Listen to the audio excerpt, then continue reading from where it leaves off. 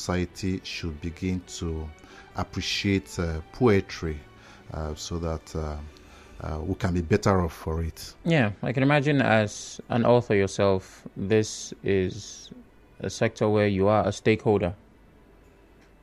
I believe you're married, Dr. Nwodim. Oh, sure. Did you have these literary skills as a young single man before getting married? Yeah, I started writing about 3 decades ago. Yeah. Interesting. Yeah. Good. So that leads to my next question. Did you use poetry in the acquisition, the wooing, the cajoling of your wife? Well, that's a tricky one, Sam. I wish you can see his special expression. No. Okay, straight up, I didn't. You didn't? Yes, I didn't. That would have been an opportunity. It would have been. But yes, poetry indeed is powerful. But very quickly, a lot of people, when we say poetry, many people are thinking along the lines of English, which is beautiful. Yeah. What do you make of poetry in our indigenous languages? Because I believe there's a richness and vibrancy that comes with, that arm of poetry.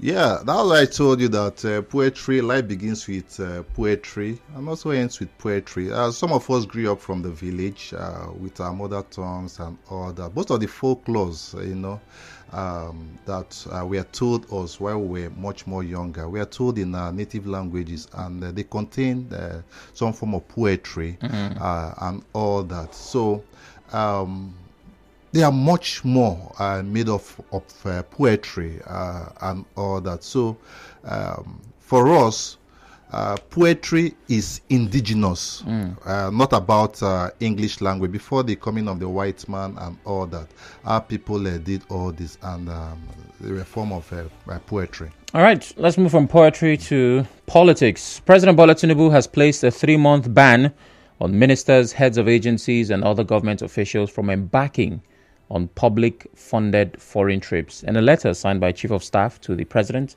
Femi Gbajabiamila, and addressed to Secretary to the Government, George Akume, the ban will take effect from the 1st of April 2024. Now remember, the President ordered a reduction in number of people accompanying him on both local and foreign trips. Dr. Nwodim, what impact will this have on governance and the economy? Well, I would just simply say that I don't see any impact this is going to have in the sense that the policy that has been rolled out is just, to me, is a smoke screen. It's an incremental policy, just like you pointed out.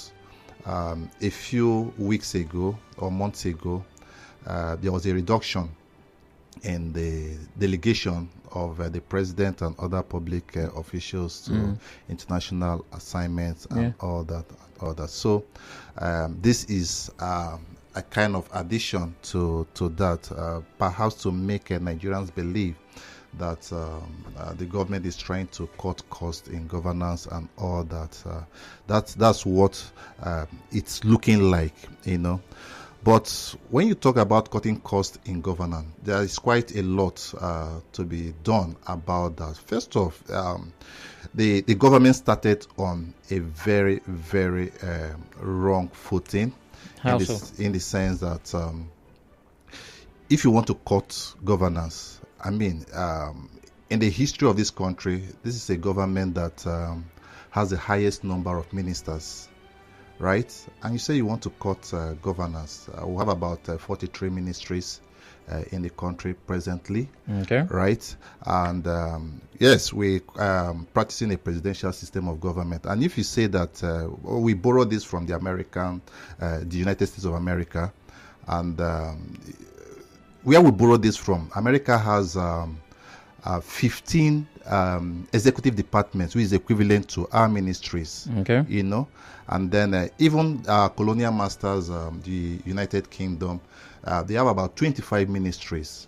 And here we are having 43. And you say you're cutting governance. Some people might say, well, the Nigeria state is peculiar. But hold that thought. We have a break coming up. After that, we talk some more. Please stay with us.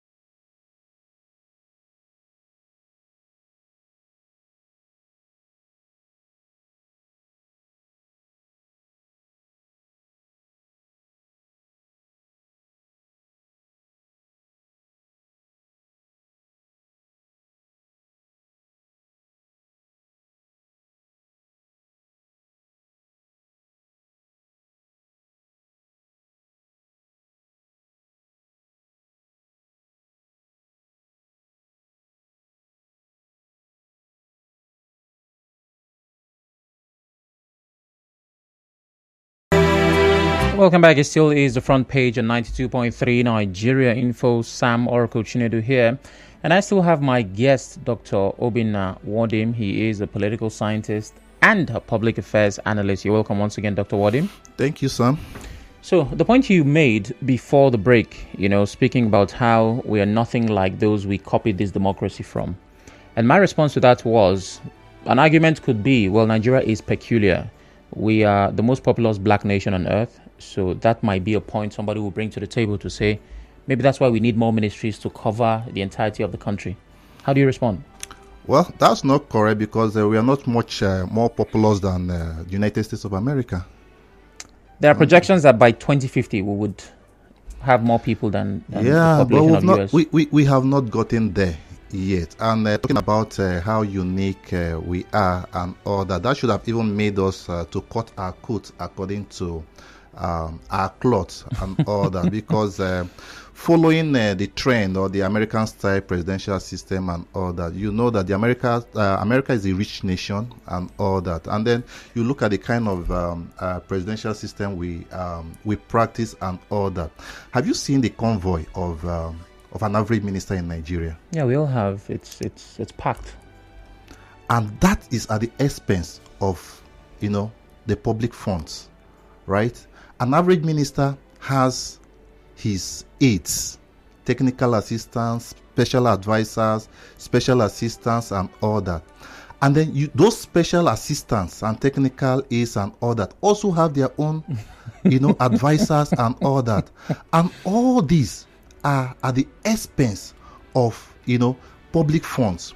Now, creating more ministries, than ever before in the history of Nigeria adds to more overhead costs, in governance and all that. And that should have been the very first step, to take for a government that thinks of cutting costs in governance and all that. So, Dr. Nwodim, do you think that stopping government officials from going on any kind of publicly funded foreign trip for 90 days will not have any impact at all, no matter how small? Will it not? I think something will be saved. It might be negligible, it might be much, but don't you think something can come out of this? Okay, let me tell you straight up that I don't think that the essence of this policy is to save anything, because if it were to save anything, you couldn't be talking about stopping public officials from going on foreign trips or public at the expense of the public taxpayers' money for just 90 days. Right? There should be some level of, because for you to initiate a policy, you must actually know what you want to do. Okay. 90 days is just like, okay, after 90 days, what happens? They go back to normal frequency. They said it is a trial run, so they see how it goes for the 90 days and then make decisions as to. No, for me, that is not even that shouldn't even come to question, because if you want to, you already know what the outcome of that policy is going to be, right, and all that. But come to think of it, there's also another leg to this, because sometimes you look at, what if you have some of these public officials who would have had some engagements, with some foreign, partners, collaborators, and all that, yeah, genuinely within this period, and you just come and abruptly stop them from doing that. So the clause is that if it is a necessary trip, if it is very important, you write to the president and you can get permission, with the condition that the presidency can confirm, the urgency of that trip, so you can be permitted. Yeah, so that is it. So which means that they have not clearly thought out the policy before rolling it out, right? They should think out the policy first before rolling out this kind of policy. All right, coming up next, we'll be talking about Nigeria content creators getting Instagram monetization, but we'd like to hear from you. We have talked about the international observances that happened this week. There might be a record, I can't tell, but for this week, we had World Poetry Day, Down Syndrome Day, International Day for Elimination of Racial Discrimination, World Oral Health Day, and World Water Day. All of that in this week. And we just talked about the ban of government officials going on publicly funded foreign trips for a space of 90 days. What are your thoughts on this? 0817-923-0002. 0817-923-0003. WhatsApp is 080-903-06416. We're live on Facebook and Twitter. That's at Nigeria InfoPH. That means you can watch as you listen. You can also drop your comments on those platforms. If and when you call, please turn off your radio. I have Anya Naya Emmanuel on Facebook simply saying good morning to you. Okay, I think I'm getting some comments on WhatsApp. All right, back to you, Dr. Nwodim. The content creation industry, because I want to believe it has become an industry, is a big one. We have some people who have made it big. From there, we have people who are getting into that sector. And for a lot of people, it's paying. But some of these creators do not get paid directly. Now that there is the possibility of Instagram paying Nigerian creators, what do you think this will do to our economy? Just hold that thought. Let me try to take this call. Hello, good morning. Oh, my. Yeah, good morning. Good morning. I apologize. Please, you have to call back. Something is not right with the line that the government officials had with the people from Meta. Let me read that report. Content creators will start earning on Instagram with their content following new features on the app. Meta's President of Global Affairs, Nick Clegg, announced this during his visit to President Tinubu. He said the new features aims to empower indigenous creators to generate income from their content on the platform. Well, we actually have some reactions. Okay, let's take that before. Reacting to this, some content creators told our correspondent they are ready to utilize the new feature when it is launched. Okay, so over to you, Doctor. How do you think this will impact the economy? Well, I think it's going to do a positive impact on the economy. In a common balance here, I would say that is a welcome development because consider the fact that our economy is very bad now. People are actually struggling to survive. And on the other hand, Nigerians are very creative. Yeah. And if Nigerians are who I know them to be, Nigerians will utilize this great opportunity. It's going to be an explosive one. It will. Because with the kind of energy in young Nigerians, even before now, what they are using the online platform to do, and all that, you can see how far it's gone, and all that. They're not to talk of at this point when they have some economic benefit from it. So it's going to be very, very explosive, and it will do a lot of good to a lot of young Nigerians. There's a concern of abuse. Now that you know that more people can get paid, just put out content, and if you go viral or you have quite the attention, you could get paid for it. Don't you think that this would make everybody come on board, and there could be the creation of the kind of content that might not be suitable, that might not be family friendly? Yeah, that brings to mind that there should be a regulatory framework, to guide and protect the industry, so that normally there will be some level of abuses and all that. So that regulatory framework should be able to take care of this. All right, let's go back to the phone line. 0817-923-0002. Hello, good morning. Good morning. Good morning. What's your name? My name is Ezekiel Ojon. I'm calling from Ubumini. Go ahead, Ezekiel. Oracle, I want to add my voice on this day's celebrations. Okay. From Monday to yesterday, being Friday, was all world celebration. And the funny part of it is that every day or any day of this particular event is the day the government or the people concerned in authority will be promising. Like the water day, the World Water Day being marked yesterday. They had remembered that something to do with water to make sure that people will be drinking water, potable water, and the genuine water. They had promised, and it has gone now. Just promising.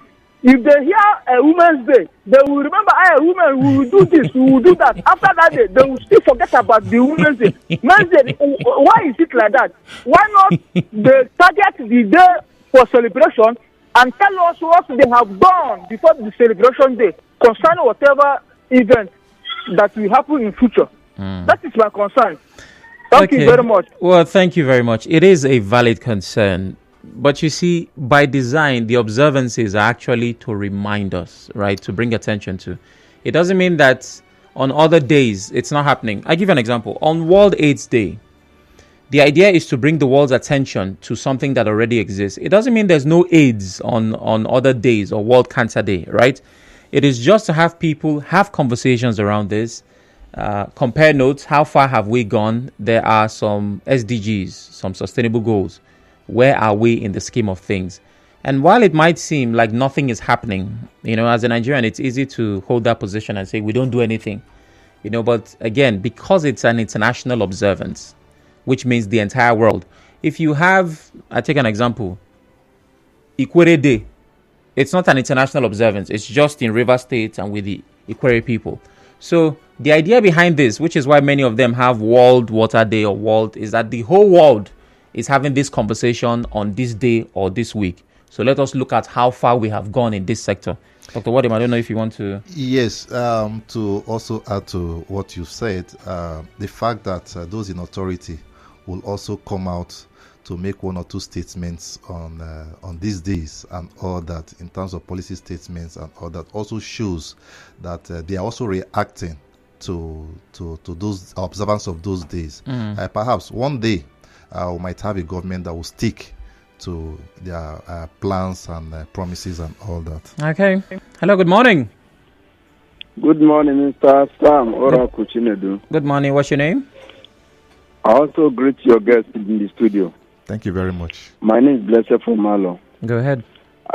President Tinubu called the party something of a money spending, because said that any minister want to go to the foreign trip with a public fund and somebody just organize event in abroad. So if you go within 3 months, you will be buying there within 3 months. Let me tell you what, it's easy for you to pronounce something, but for you to follow it up, how it will take effect. Some of his cabinet, whenever they want to do something like a birthday, some of them go abroad for the celebration. My brother, according to the first caller, what he said, we have been hearing celebrations since how many days? Say, Women's Day, Water's Day, this and that. My brother, after that particular day, they will say they will do this. Nothing will come on board again. See how much they invested in the River State water resources or whatever this thing. See how many years? More than 20 years now, they have been investing on water for us to drink good water. But nobody is seeing this to establish. It's not coming on effect. I don't know whether you are getting my point. Yeah. So as it stands now, our government are not trying, starting from federal level to the local government, because masses are suffering. When you stay today, you will do good. Tomorrow, you do good. But at the end of everything, we don't will see anything positive. Okay. Is it the way we are going to continue? And besides, this time around that President Tinubu that's leading us, he will have about 43 ministries. Are those 43 days effective? Many of them just collect it as let me just give him because he can pay for me. Some of them are not effective. So that's my own concern. Thank you very much. Have a nice day. All right. Thank you very much. Blessed for your thoughts. Moving on to the next. The Nigerian military has refuted claims of carrying out a reprisal attack on Okwoma community in Delta State, where 16 of its officers were killed. The defense chief, General Christopher Musa, in a response sent to Reuters, denied that the military had initiated an attack. Recall that online videos showed the community on fire. Residents are said to have fled. President Bola Tinubu says the killers of the 16 people, including soldiers, in Okwoma community must not go unpunished. The president also ordered a full investigation into the incident. The Senate has condemned the killing, saying culprits must be made to face the full consequences of their actions. Meanwhile, as the manhunt for the killers continue, an indigene of Odi in Bayelsa State, Koko Imanaga, who witnessed the Odi massacre of 1999, has advised the military to heed the orders of President Tinubu for a probe to avoid repeating the mistakes made in Odi community. He said this in an interview on Arise Television. Let's listen to him.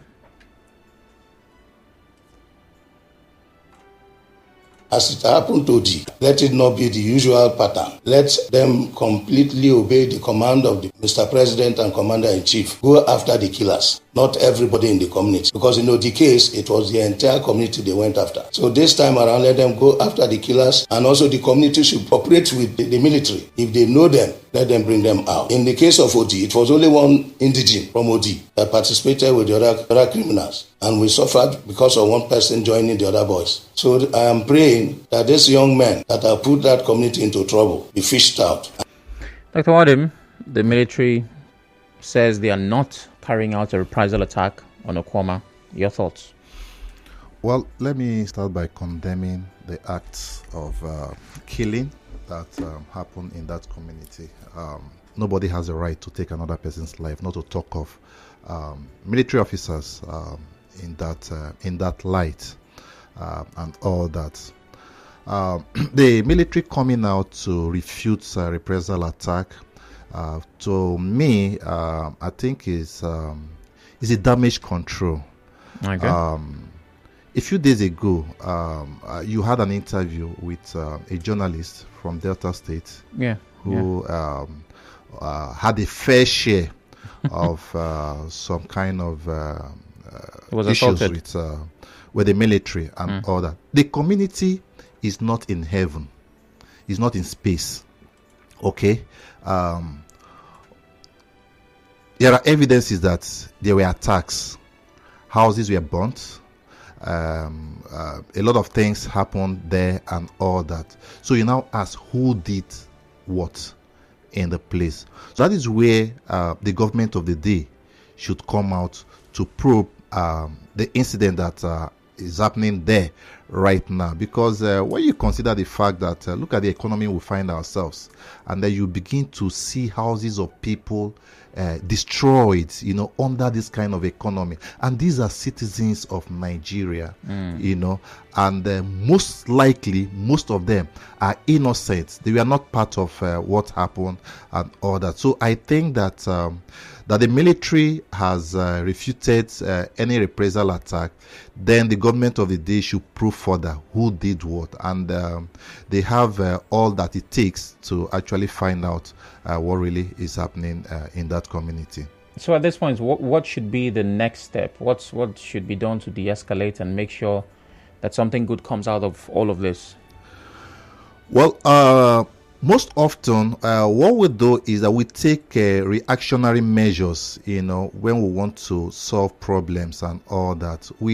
I think that this issue would have been nipped in the bud if the government was proactive. Okay. For such an incident to have taken place that resulted in the death of military officers, it would have taken some time. It brewed for quite some time before it happened. So it's a failure on the part of government. We must always blame government for all this, And then it's a failure on the part of government.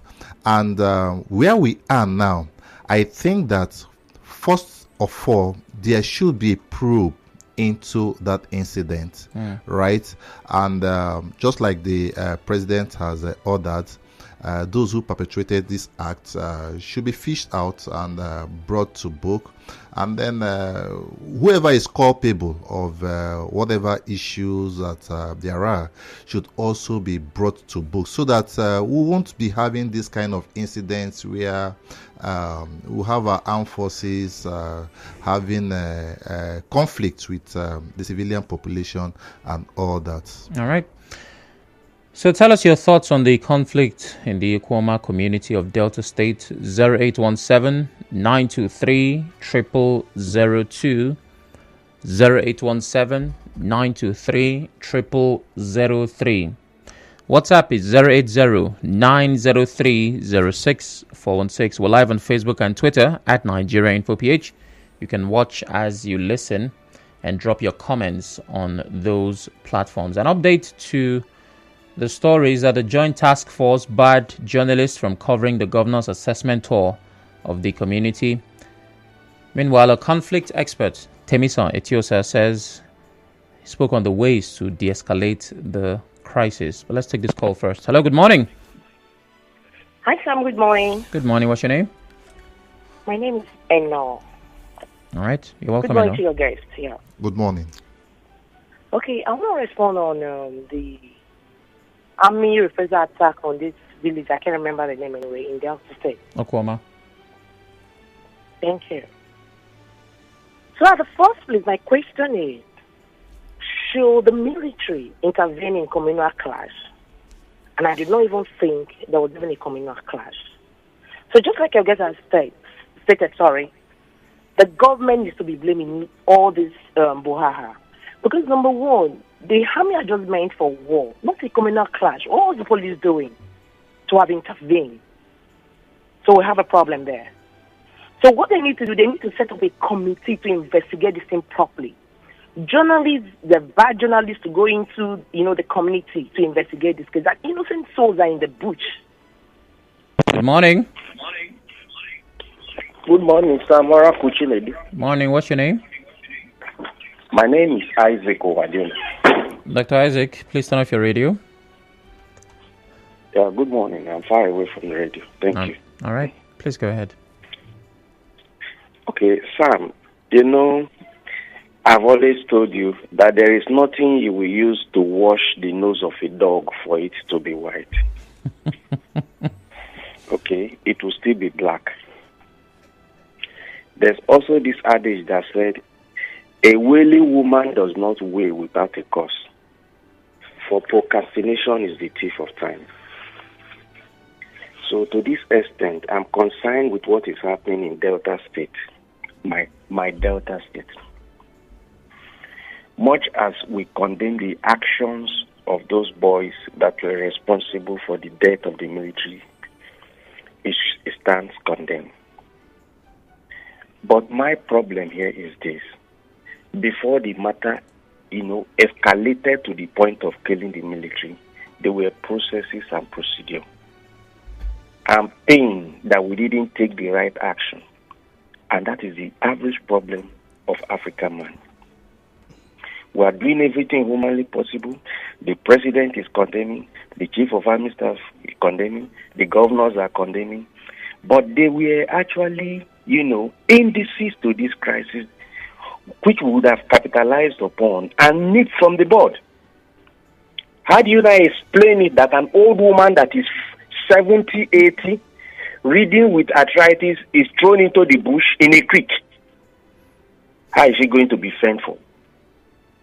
Or how do you explain it that a primary school boy who is in primary 5 is taken through the torture of life as a result of the actions and inactions of both the militants and the military?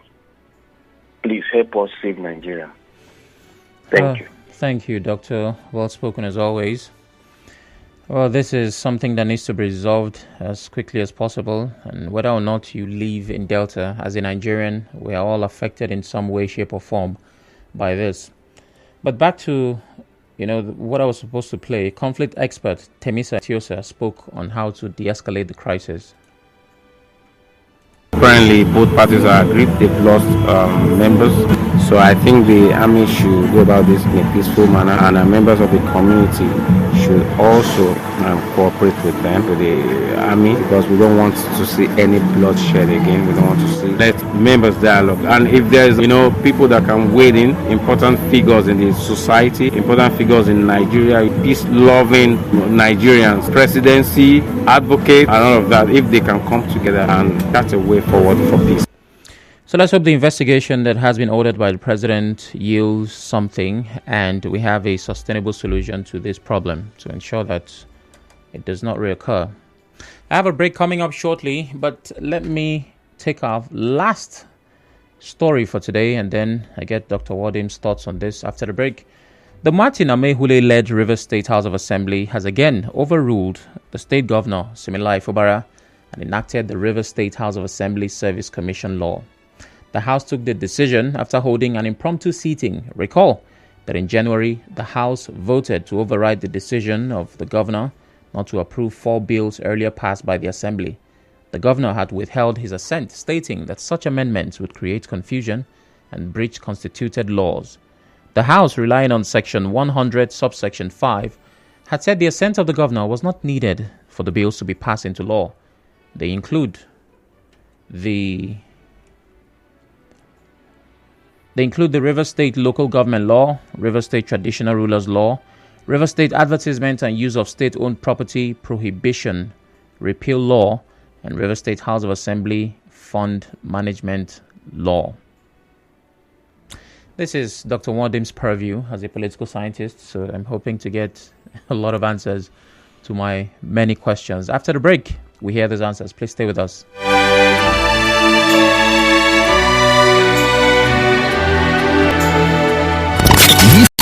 With the right information. The right topic of